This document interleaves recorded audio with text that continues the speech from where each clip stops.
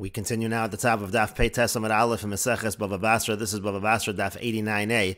And the previous Amud, the Gemara was contrasting the Tochacha that's in Sefer Vayikra, which was said by HaKadosh Baruch Hu, and now the Tochacha, which is in Sefer Devarim and Parshas Kisavo, which was said by Moshe Rabbeinu. The idea is that by HaKadosh Baruch Hu, the blessings were done with the 22 letters of the Aleph phase, whereas the curses were only with 8 letters. And Moshe Rabbeinu was the other way around.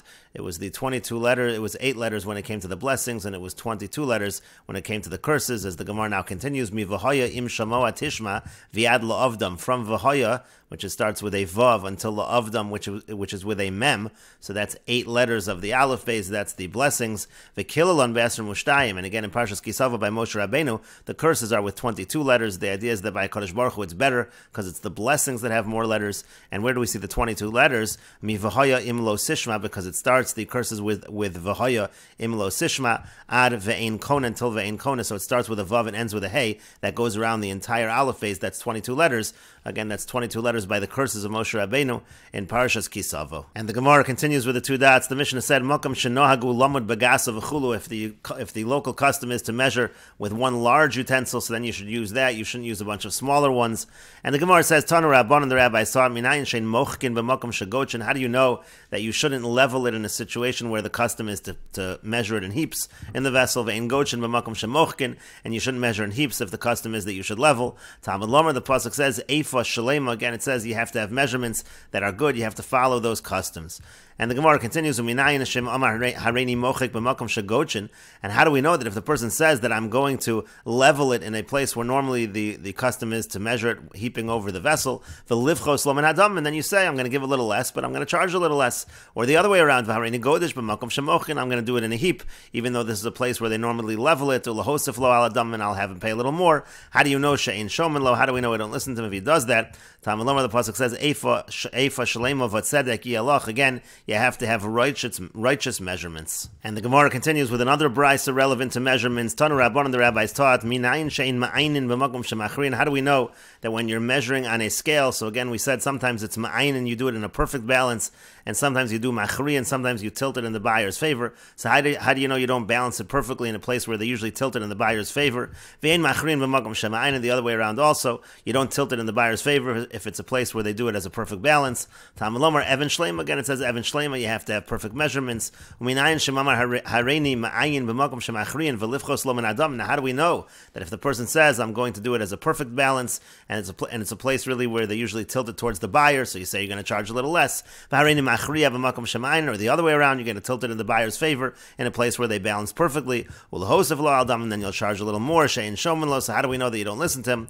Talmud Lomer, the pasuk says again, Evan Shleima v'tzedek, it says you have to have perfect and you have to have just measurements. And the Gemara continues, Amar Rav Yehuda Misura, Rav Yehuda from Surah says, Lo yelacha beveischa. He's darshaning the pasuk here. You're not going to have in your house money, it means to say. You're going to be a poor person. Matam, what's the reason? Misham eifa ve'eifa. If you have diverse measurements, if you don't measure properly, you don't measure perfectly, that's when the person is going to end up being in poverty. And similarly, Lo yelacha bekischa, you're not going to have in your wallet. Again, you're not going to have money. Matam, what's the reason? Misham evan ve'evan, because again, you're using diverse measurements. Aval evan shleima v'tzedek. But if you use perfect and you use just measurements, yelach, so then you will have money. Eifa shleima v'tzedek, again, you use just measurements, yelach, then you will have money. And the Gemara continues, Tanu Rabban, and the rabbis taught, Yelach, the pasuk says, Yelach, you'll have for yourself.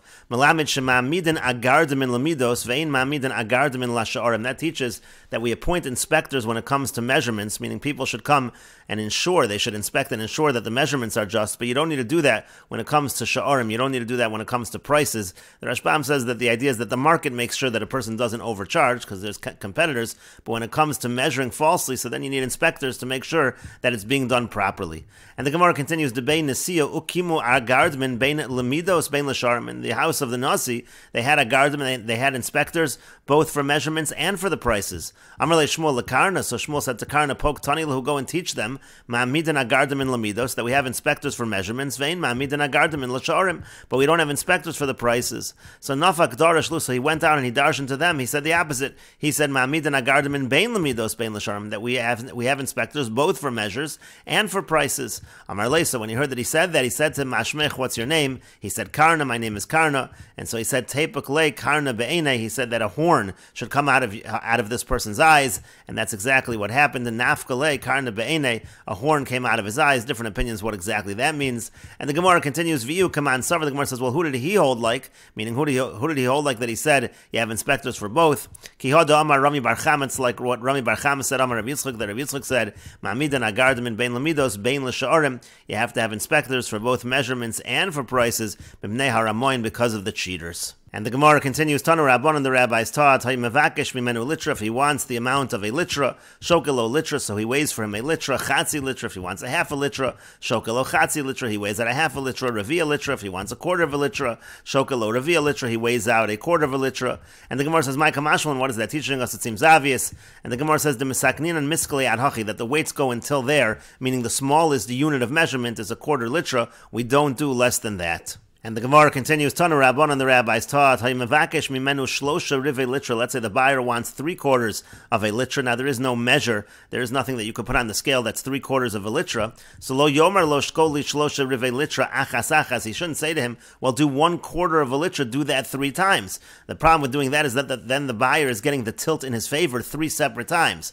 Ela rather shokel litra, what you do is you weigh a litra, you put a litra on one side of the scale, umeniach ravia litra im habasra, and then with the meat on the other side of the scale, you put a quarter of a litra, and that way you're only favoring the buyer by tilting the scale 1 time. That's what you should do in such a situation. And the Gemara continues along the same lines. Tanu Rabbanan, the rabbis taught, Haymevakesh mimenu eser litra. Let's say the buyer wants 10 litra, lo yomar lo shkoli achas achas v'yichriya. He shouldn't say you should wait 1 at a time, and again, every single time you'll tilt it in the buyer's favor. That's too many times that you're tilting it in the buyer's favor. Ela shokel lo kulam bebas achas. You should weigh the whole thing at once. V'nosen hechreya echel kulam. You tilt it in the buyer's favor just 1 time. And the Gemara continues, Tanu Rabbanan, the rabbis taught, this brisa discusses the dimensions of various kinds of scales. Nefesh moznayim teluya ba'avir, gimel tfachim, the fulcrum of the scale. Let's say it's hanging from the ceiling, so you should have 3 tfachim of space between the ceiling and the scale. The idea is this way, when you tilt, you're going to tilt this larger kind of scale. You don't want it to bang into the ceiling. Similarly, ugvoa min ha'aretz shalosh tfachim, and also if it's on the ground, it should be 3 tfachim off the ground. V'kana umisna shalosh ne'masar tfachim, and then the rod and the strings which you're hanging the pans from, all together, that should be a total of 12 tvachim in terms of the size of the scale. V'shel tzamarim v'shel zagogin. Now those who are measuring wool, those who are measuring glass, those are smaller amounts, and the amount of hachra is less. So teluya ba'avir, if it's hanging from the ceiling, shnei tvachim, you should leave 2 tvachim of space. Ugvoa min ha'aretz shnei tvachim, if it's on the ground, you should leave 2 tvachim of space to the ground. V'kana umisna shalot tas tvachim, and in that case, the rod and the strings which the pans are hanging from, all together, that should be 9 tvachim. V'shel chenvoni v'shel balabayis. Let's say you have a scale of a storekeeper, or the scale of a balabayis, a private person, those are even smaller. Teluya ba'avir tefach, if it's hanging from the ceiling, you leave 1 tefach of space. Ugvoa min ha'aretz tefach, if it's on the ground, you leave 1 tefach of space. V'kano misna shalo, and the rod and the strings all together is shisha tvachim, is 6 tvachim. And finally, the brisa says, V'shel tertani, and the very small scales which are used for weighing silver and gold. Teluya ba'avir shalosh etzbos, if it's hanging from the ceiling, you leave a space of 3 etzbos, 3 finger breadths. Ugvoa min ha'aretz shalosh etzbos. Similarly, if it's on the ground, you have to leave 3 etzbos. V'kano misna shalo, and the rod and the strings, when it comes to the very small scales, Eini Odeh, I don't even know what the measurement is. And the Gemara says, V'elahach kamaisa demai. Now, the very first thing that's mentioned in the brisa, when it said nefesh moznayim, it didn't say what those scales are used for. So the Gemara is asking, what was the first line in the brisa? What was that scale used for? And we will continue with this discussion in the next video on Daf Pei Tes Amud Beis.